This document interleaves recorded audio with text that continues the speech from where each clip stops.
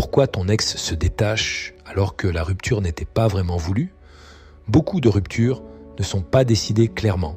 Elles arrivent dans le flou, dans la fatigue émotionnelle, dans un trop-plein mal géré. Et pourtant, après coup, ton ex commence à se détacher comme si la décision avait toujours été ferme. Pourquoi ton ex se détache alors que la rupture n'était pas réellement voulue? Parce que, après la séparation, ton ex n'essaie pas d'aller mieux. Il essaie surtout de se protéger. Quand une rupture est vécue comme confuse ou douloureuse, le cerveau cherche un moyen simple de réduire la souffrance. Et ce moyen, c'est la prise de distance émotionnelle. Ce détachement n'est pas un manque d'amour, c'est un mécanisme de survie. Ton ex se convainc peu à peu que la séparation était nécessaire. Il se répète que c'était la bonne décision, non pas parce qu'il en est sûr, mais parce que douter ferait trop mal. Pourquoi ce détachement peut-il s'installer rapidement? Parce que chaque tentative de contact mal ajustée réactive la charge émotionnelle négative de la rupture.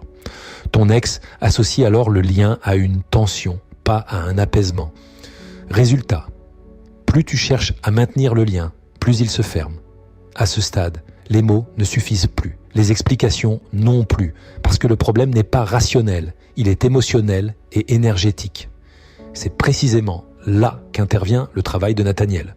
Son approche ne vise pas à forcer un retour, ni à provoquer un regret.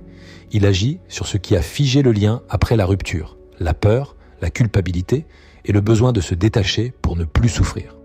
Quand cette charge est rééquilibrée, le détachement cesse d'être nécessaire. Le doute revient, la nostalgie peut remonter.